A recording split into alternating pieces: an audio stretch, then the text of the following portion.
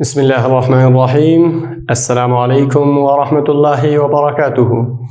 ګران زده کوونکو، الله جل جلاله دې وکړي چې روغ جوړ او خوشحاله اوسئ. ګران زده کوونکو، موږ او تاسو د پیښ یعنی د دوه پیښونو هغه تلفظ او ادا وویلې چې هغه درس مو تر بعض حروفو پورې چې د ز حرف وویلې. په ادامه د پروني درس کې چې دوه پیښونه دي راځو، خو یو ځل مو بیا د قرآن کریم د تعریف سره اشنا کوم. کلام د رب العالمین دی، د بشر د هدایت لپاره نازل شوی دی. دوه پیښونه چې وایو دا معنی یې دا ده چې د تنوین حالت مونږ یادوو. دغه تنوین د دوه پیښونو په حالت کې راغلی ده او بعضې وخت کې د دوه زیرونو، بعضې وخت کې د دوه زورونو په قرآن کریم کې راځي چې موږ نن په دوه پیښونو حرکت سره اشنا کیږو. راځو د ز د حرف نه وروسته په حروف هجاو کې سین دی. سین موږ او تاسو داسې لیکو، دوه پیښونه پرېږدو او تلفظ به یې څنګه یي ګرانو زده کوونکو؟ سن به اوسي. څه شی؟ سن. نور اصلي تکرار کوي. سین دو پیش سن، سین دو پیش سن، سن. سین دو پیش سن، سین دو پیش سن. سین ضمتین سن، سین ضمتین سن.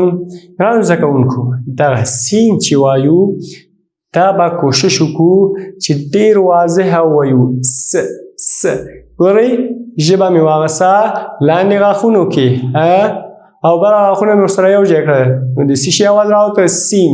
سین. په ټولنه کې زموږ او ستاسو اواز مشابهت د ملخ سره لري. ورپسې حرف ته راځو ګرانو زده کوونکو. کم حرف ده؟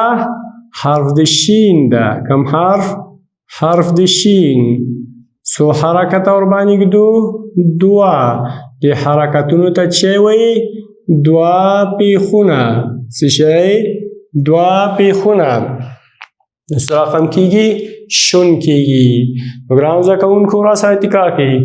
شین دو پیش شون، شین دو پیش شون، شین دو پیش شون. ګرانو زده کوونکو، په دې کې یو اضافه آواز لرو چې د آواز مو په دې خپله د شین په مخرج کې یا په خوله کې باید خور شي. شین دو پیش شون، شین دو پیش شون. ګرانو زده کوونکو، د دې نه بعد کم حرف د حروف هجاو څخه لرو؟ د صاد حرف لرو. کم حرف؟ د صاد حرف. ګرانو زده کوونکو، صاد داسې لیکو، پرې پاسه دوه پیښونه ږدو چې دا دوه پیښونو تلفظ رقم کوو. صن کوو. څنګه؟ صن. صاد دو پیش صن، صاد دو پیش صن، صاد دو پیش صن. دلته چې دغه تلفظ کوو دا صاد ډک وایو، ځکه صرف یو حرف مو ډک ویلی، هغه نه بعد بل حرف چې ډک ویلی کېږي د صاد حرف ده. تکرار یې وایم چې قرآن کریم ته ورسېږو نو کوم مشکل راته نه اوسي. په قاعده میسره کې د صاد دوه پیښونه سره رقم وایو. صاد ضمتین صن، صاد ضمتین صن، صاد ضمتین صن. هغه نه بعد د ضاد حرف دی، دوه پیښونه پرېږدم. څو؟ دوه. څه رقم کېږي؟ ضن کېږي. څه شی؟ ضن. ضاد دو پیش ضن، ضاد دو پیش ضن، ضاد دو پیش ضن. ګرانو زده کوونکو، دغه حرف هم ډک ده. په قاعده میسره کې ضاد ضمتین ضن ورته وایي. څه شی؟ ضاد ضمتین ضن. هغه نه بعد ګرانو زده کوونکو د طا حرف دی. دوه پیښونه پرېږدو چې د دوه پیښونو ته څه وایي؟ تنوین وایي. تلفظ به یې څه رقم وي؟ طن. څه؟ طن. طا دو پیش طن، طا دو پیش طن، طا دو پیش طن، طا ضمتین طن. دا حرف هم ډک ده، دا حرف هم ډک حرف ده. یو دوه درې څلور. ورپسې حرف هم ډک حرف ده. هغه کوم حرف ده؟ د ضا حرف ده ګرانو زده کوونکو. څو حرکته پرېږدو؟ دوه. دې حرکتونو ته څه وایي؟ دوه پیښونه. چې د دې تلفظ به څه رقمي؟ ظن به اوسي. څه شی؟ ظن. ضا دو پیش ظن، ضا دو پیش ظن، ضا دو پیش ظن، ضا ضمتین ظن. دا مو هم ګرانو زده کوونکو یاد کړو. څلور او یو پنځه. دوه حرفه مثالیه مو پاتې دي. ورپسې کوم حرف دی؟ د عین حرف ده ګرانو زده کوونکو. دې باندې موږ او تاسو دوه پیښونه ږدو. دوه پیښونه مو چې کېښودل نو څه رقم کېږي؟ عن کېږي. عین دو پیش عن، عین دو پیش عن، عین ضمتین عن. ګرانو زده کوونکو ورپسې حرف د حروف هجاو څخه کم حرف دی؟ د غین حرف. څو حرکته پرېږدو؟ دوه. دې دوه حرکتونو ته څه وایي؟ دې دوه حرکتونو ته دوه پیښونه وایي. غن. څه شی؟ غن. غین دو پیش غن. ګرانو زده کوونکو راسره تکراروئ. غین دو پیش غن، غین ضمتین غن. دا حرف هم د حروف مثالیو څخه ده په ډکه خوله، په ډک اواز. ورپسې د فا حرف ده ګرانو زده کوونکو. کوم حرف؟ د فا حرف ده. دې ته څو حرکته ورکوو؟ دوه. څه رقمي تلفظ به یي؟ فن. څنګه؟ فن. څه شی؟ فن. دا حرف مې مخکې ویلي، بیا یې وایم په اسانۍ سره. د براخونو څوکې، د لاندې شونډې منځنۍ حصه چې نوې تې لمده شروع کېږي. فن، فن، فن. فا دو پیش فن، فا دو پیش فن، فا دو پیش فن، فا ضمتین فن، فا ضمتین فن. هغه نه بعد ګرانو زده کوونکو کوم حرف د حروف هجاو څخه ده؟ قاف دی. قاف باندې مې څو حرکته کېښودل؟ دوه حرکته. دې دوه حرکتونو ته څه وایي؟ دوه پیښونه. دا به یې څنګه یي؟ قن. قاف دو پیش قن، قاف دو پیش قن، قاف ضمتین قن. چې په دې سره حروف مستعلیه ختم شول. یو دوه درې څلور پنځه شپږ اووه حروف ډک حروف وو. او شبه مستعلیه د هغې څخه یو دا ده، یو الف ده، یو بل لام دی.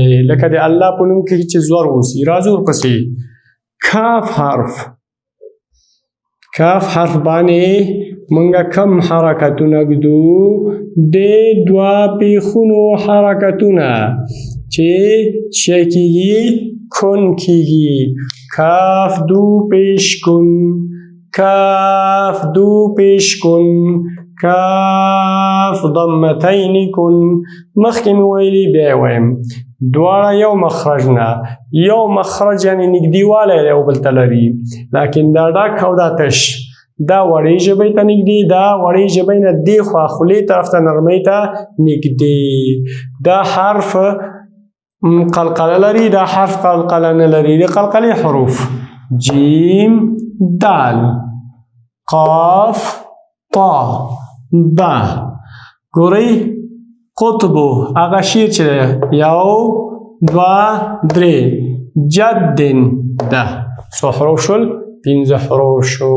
راځو ورپسې ګرانو زده کوونکي د لام حرف ده. د لام په حرف باندې څو حرکته ږدو؟ دوه حرکته. دوه پیښونه. لون کېږي. څه کېږي؟ لون. لام دو پیش لون، لام دو پیش لون، لام لام ضمتين لن. لام نه بعد کوم حرف ده د میم حرف ده. څو حرکته پرېږدو؟ دوه. دې دواړو ته څه وایي؟ دواړو ته دوه پیښونه وایي. نو څه کېږي؟ من. میم دو پیش من، میم دو پیش من، میم ضمتین من. هغه نه بعد ګرانو زده کوونکو د نون حرف ده. دوه پیښونه مو پې کېښودل او تلفظ به یې نون اوسي. نون دو پیش نون، نون دو پیش نون، نون ضمتین نون، نون ضمتین نون. دواړه غنه لري، همیشه پکې لازمي ده. که ادا نه کوي حرف نه پاتې کېږي، بلکې اصلا حرف به نه اوسي، غنه به پکې لازمي کوئ. ورپسې واو دی. واو باندې دوه د واو مشابه حرکتونه ږدو. نو څه کېږي؟ ون کېږي. واو دو پیش ون، واو دو پیش ون، واو دو پیش ون، واو ضمتین ون، واو ضمتین ون. هغه نه بعد د ها حرف ده. کوم حرف؟ د ها. دوه پیښونه پرېږدو. څه شی کېږي؟ هن. څه شی؟ هن. ها دو پیش هن، ها دو پیش هن، ها دو پیش هن، ها ضمتین هن. هغه نه بعد د همزې حرف ده.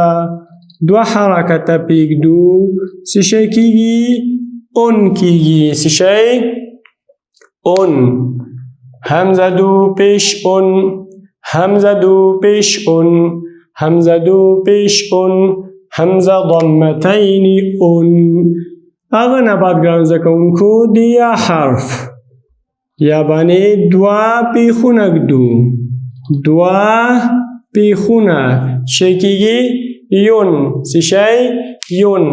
یا دو پیش یون، یا دو پیش یون، یا ضمتین یون، یا ضمتین یون.